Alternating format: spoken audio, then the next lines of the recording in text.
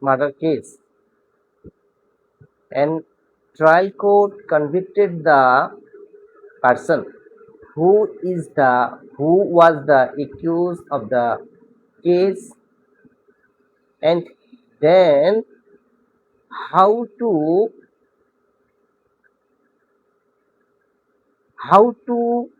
come before High Court division with bail and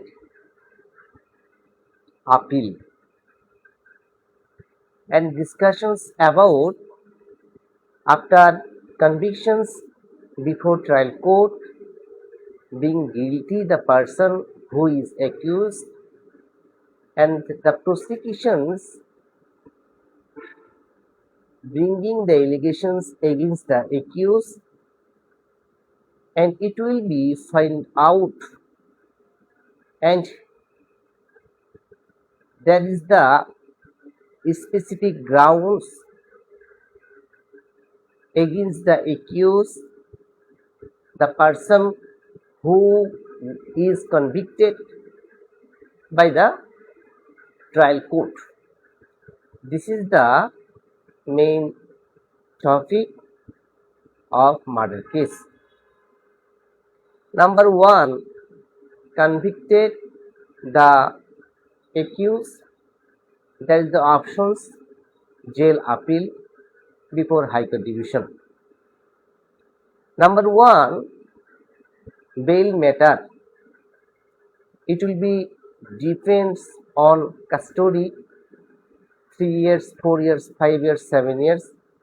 Very important part for to grant the bail before High Court division. Custody is important part, and applications, it will be submitted before the court for bail on behalf of the accused petitioner.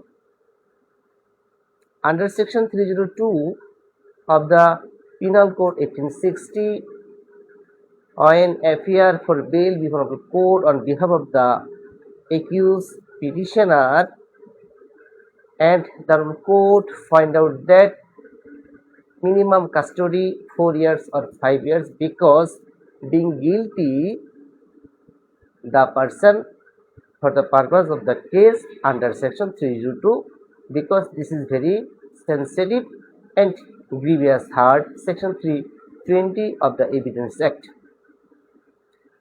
And to find out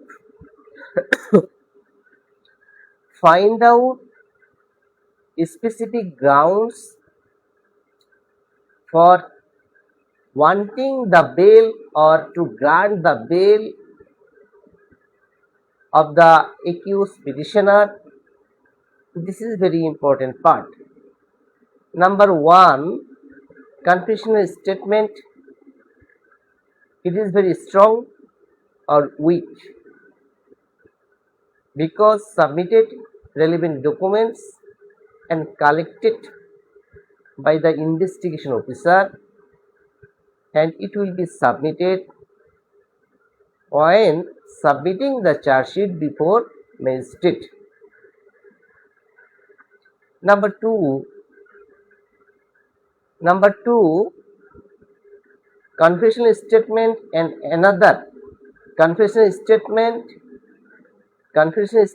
before magistrate, it will be collected, but another documents, relevant documents, alamat uddar, this is very important, recovery documents, section 27 Evidence Act, by investigation officer, not confessional statement, because confessional statement only for before magistrate. Actually,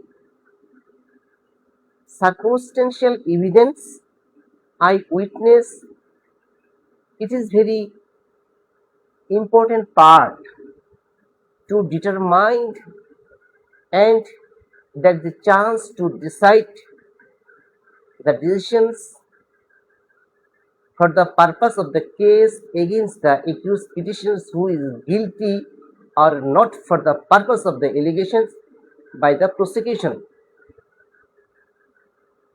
and and this is the this statement of the accused or co-accused, it will be find out before the court X or in. Actually, person accused, another accused, co-accused, given the statement before the court and he was connected with the case. This is the in. But X, he was not present at the place of occurrence, but he given the statement before the court against the accused petitioners. This is the exculpatory evidence act. This is very important part for the case. তাহলে আমরা আলোচনাটা করলাম কিভাবে, যে যখন একটি murder মামলার ক্ষেত্রে একজন আসামির সাজা হয়ে যায়, সেক্ষেত্রে এই সাজাটি ট্রায়াল কোর্ট দিয়ে থাকলে এই সাজার বিরুদ্ধে জেল আপিল হয় হাইকোর্ট ডিভিশনে। তাহলে হাইকোর্ট ডিভিশনে এসেই যে সাজাটি হয়েছে সেটার কর্তন চাইবো নাকি আমি বেল চাইব? প্রথমত বলা হচ্ছে যখন কনভিকশন হয়ে যায় সেক্ষেত্রে আপিলের সাথে বেল চাইতে হয়, অর্থাৎ এই আপিল শুনানি করতে যে সময়ের বিষয় এবং তার পূর্বে বেলটি চাইতে হয়। বেল চাওয়ার ক্ষেত্রে হাইকোর্ট ডিভিশনে যে বিষয়গুলো দেখে থাকে সেটি হচ্ছে কাস্টডি কতদিন হয়েছে। কারণ মার্ডার কেসের ক্ষেত্রে এই কাস্টডি বা কনভিকশন মামলার ক্ষেত্রে কাস্টডিটা খুব গুরুত্বপূর্ণ একটি বিষয়। কারণ এই কাস্টডি এজন্যই বিবেচনা করা হয় কারণ সে যেন দ্রুত বের হয়ে জামিনে আবার যেন সে পুনরায় কোনো অফেন্স করতে না পারে। কারণ কনভিকশনের মামলা একটি গুরুতর, যাকে আমরা গ্রিভিয়াস হার্ট বলে থাকি। তো সেই থেকে এই বিষয়গুলোকে আসলে কোর্ট এইভাবে বিবেচনা করে থাকেন।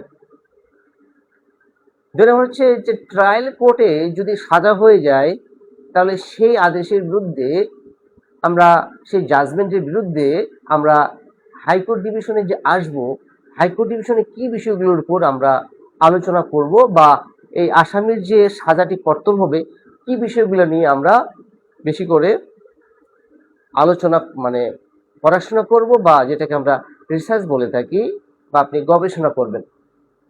একটা হচ্ছে যে জব্দ তালিকা যখন করেছে সেটা কিভাবে, কখন, কাদের উপস্থিতি করেছে। দুই নম্বর হচ্ছে যে 164 যখন দিয়েছিল ম্যাজিস্ট্রেটের কাছে সেটি কি রিট্রাক্ট চেয়েছিল কিনা। আবার যে 161 যারা দিয়েছে, এই 161 যারা দিয়েছে তাদের যে স্টেটমেন্ট যদি 3 জন 4 জন 5 জন দিয়ে থাকে তাদের স্টেটমেন্ট আসলে ভিন্নতা প্রকাশ করে কিনা। আবার এর জন্য যেমন তার সাথে আমরা দেখতে পারি যে আলামত যেগুলো উদ্ধার হয়েছে সেগুলোর সাথে যে ফরেন্সিক রিপোর্ট, মেডিকেল রিপোর্ট, এগুলো আসলে সামঞ্জস্যতা রয়েছে কিনা। অর্থাৎ এই সার্কমস্টেন্সিয়াল এভিডেন্স, আই উইটনেস, আবার recovery documents, there are matching আর নট ম্যাচিং। তো এই বিষয়গুলো যদি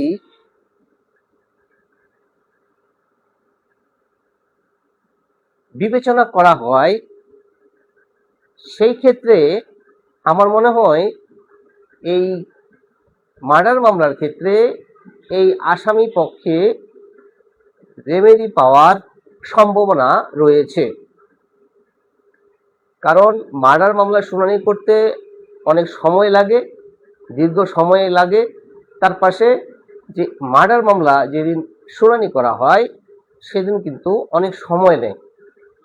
যেহেতু অনেক সময় ধরে এই মামলা শুনানি করতে হবে, তো সেক্ষেত্রে এই মামলার যে পুরা যে ফ্যাক্ট এবং যে রেলিভেন্ট যে বিষয়গুলো রয়েছে সেগুলো সুন্দর করে পড়াশোনা করলে সেখান থেকে যে গ্রাউন্ডসগুলো পাওয়া যাবে সেগুলো যদি আমরা উপস্থাপন করতে পারি, সেক্ষেত্রে কিন্তু হাইকোর্ট ডিভিশন থেকে যে convicted the person or accused before trial court, তাহলে সেটি হয়তো কর্তন হওয়ার সম্ভাবনা রয়েছে।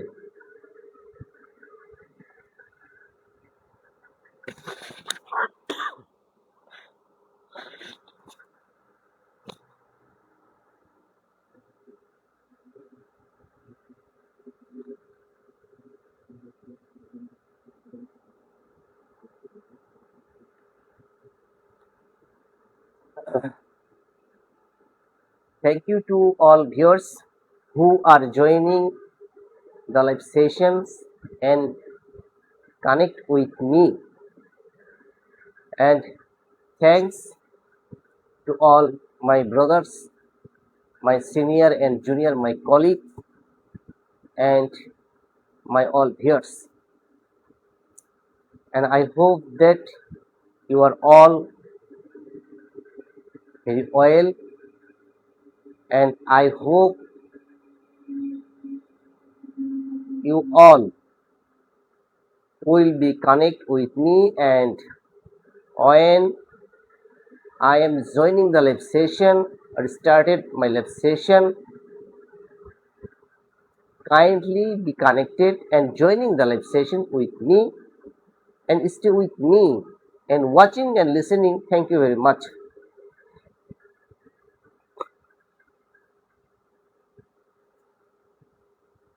আমরা যে বিষয়টা আমরা আলোচনা করলাম সেটি হচ্ছে মার্ডার মামলা নিয়ে।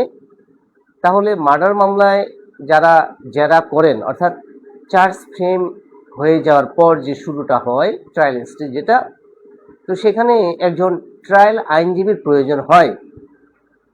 আমি ঢাকা জজ কোর্টে যেহেতু একটু ট্রায়াল করার সৌভাগ্য হয়েছে ক্রিমিনাল সাইডে, সেই অভিজ্ঞতা থেকে আমি বলি যে এই ট্রায়াল করার ক্ষেত্রে যদি ভালো মতো এই ক্রিমিনালের উপর দক্ষতা না থাকে, সেক্ষেত্রে কোর্টের কাছে অনেকটা কনফিডেন্ট লেভেল লো হওয়ার কারণে কোর্টের কাছে অনেকটা ছোট হওয়া লাগে এবং ক্লায়েন্ট আপনার প্রতি একটা আস্থা যে ছিল এটা কমে যায়।